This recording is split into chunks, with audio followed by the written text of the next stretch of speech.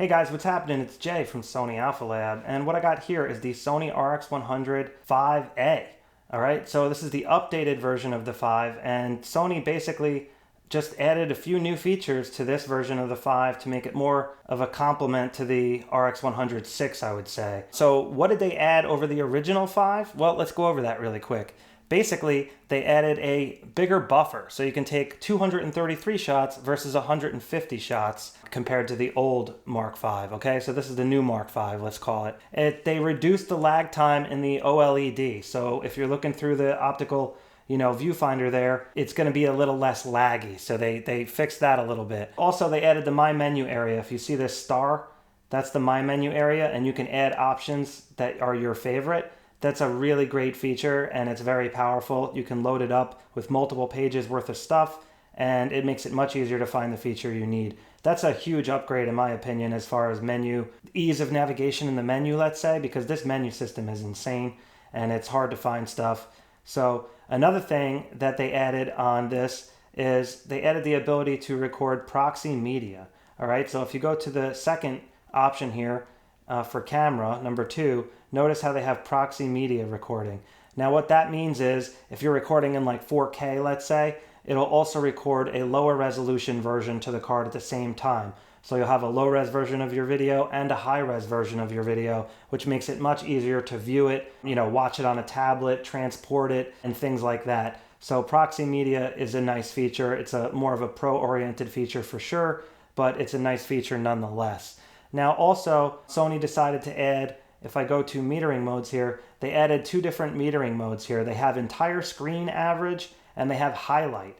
So those are new metering modes. Highlight is great for something that's super bright in the scene. So that's a really powerful feature for, bright objects that you want the camera to meter for, like a bright white wedding dress, for example, a light bulb, anything that's really bright, like water that's like frothing and white, and you want the camera to meter for that. Highlight mode is a good option in those scenarios.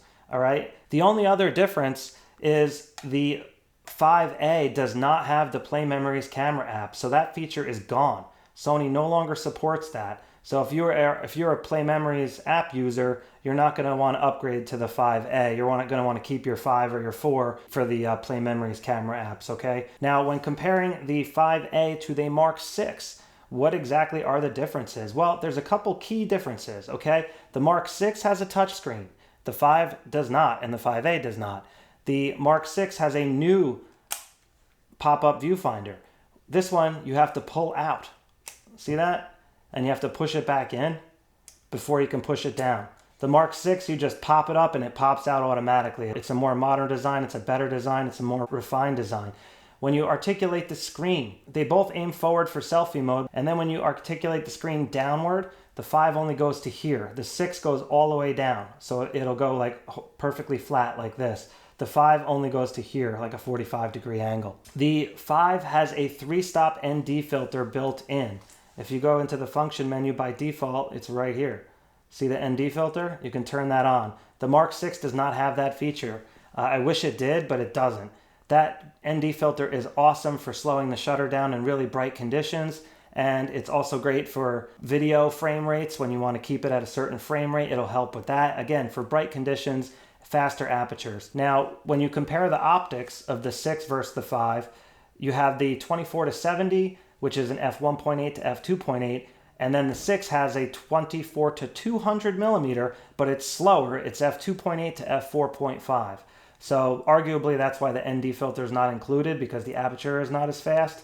But I still love that feature for slowing down the shutter for silky water shots or any kind of motion blur effect you're going for. The only other feature that the 6 has that's worth noting over the 5A is the HLG mode for recording video. And that's just a higher dynamic range mode. It's like an HDR mode, so it'll give you more editing latitude, and it's a more advanced feature that only the higher end cameras have. Well, they offer that now on the Mark VI, so that is a pretty nice feature. The 5 goes for $1,000, the 6 goes for $1,200. So the price point, you're looking at $200 more for the 6 over the 5. Now, why would you want the 5? Well, the 5 has a faster lens, okay? So if you're a low light shooter, you're gonna want the 5. f1.8 versus f2.8 is a big difference when it comes to a 1-inch sensor. So you're gonna get better depth of field out of focus area as well. Check out this shot I took in the lab at the minimum focus distance using both cameras. The minimum focus distance is actually different on the 6. It's 8 centimeters versus 5 centimeters. So at 5 centimeters, when you get close to something, it makes a pretty big difference versus 8 centimeters, okay? So just look at the photo in the lab and you'll see what I mean. You see how much better the lights look in the background? It makes a big difference. So you're gonna want this lens if that's what you're looking for and that's the type of shooting you're doing. If you want that telephoto reach and you want that killer touchscreen, you're gonna have to go for the Mark 6, all right?